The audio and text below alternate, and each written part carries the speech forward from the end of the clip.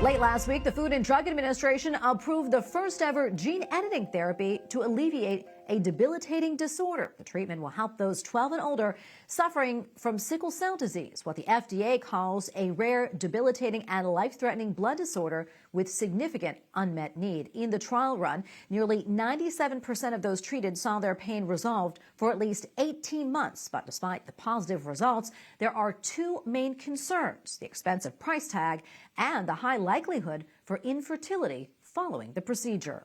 Joining us now to talk more about this is Dr. Joseph Meany, president of the National Catholic Bioethics Center. Dr. Meany, great to have you back on.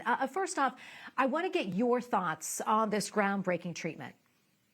Yes, so it's very interesting to see that the FDA has approved for the first time a gene therapy for sickle cell disease, which is a very common genetic disease and affects primarily African Americans. But it's the first time that this has been approved, so it's really groundbreaking. And from a Catholic ethical perspective, talk to us about that and what the Church teaches about gene editing therapies. Yeah, so the Church has said since Donum Vitae, really, that gene therapies can be acceptable as long as they're strictly therapeutic. That is to say that gene therapy is used to treat a genetic disease. There are other people out there who want to do gene therapies to do human enhancement, or they want to do gene therapies that will affect all the future generations, so germline gene editing, affecting human embryos. But this is not the case, right? This current therapy is actually for individuals 12 years old and older, and will affect a very serious disease and try to cure them. So from the Catholic perspective, this is, a very licit therapy and hopefully will be effective. Yeah, and we mentioned earlier that this treatment has a potentially high risk of infertility. Talk to us more about that. I mean, obviously a big concern, especially from a Catholic ethical perspective. Yes. So one of the things that has to be evaluated with any actual treatment is the proportionate benefits and possible side effects. So really what needs to happen with these gene therapies is a lot of clinical trials, which have happened, and more clinical trials to understand what all the potential side effects are in the future and the benefits.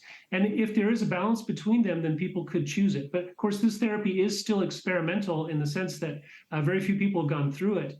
And there's still going to be studying this for many years in the future. So I would say that every therapy needs to be evaluated from that ethical perspective, right?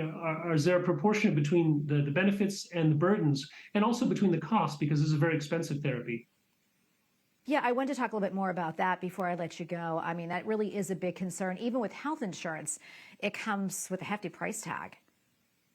Right. It seems that some of these therapies will cost between $2 and $3 million per person, which is, of course, astronomical. But I think you have to keep in mind, like the Human Genome Editing Project, right, cost $2.7 billion to map the human genome. And yet today you can map your human genome for only a few $100s. So the price does come down with technological advancements. But I think currently that does kind of put it out of the range of most people, even from an ethical perspective. You can't really justify spending that amount of money on just one individual if you're going to try to save, many, many people out there. Dr. Meany, thank you so much for your time and insights. Always appreciate it. God bless. Thank you.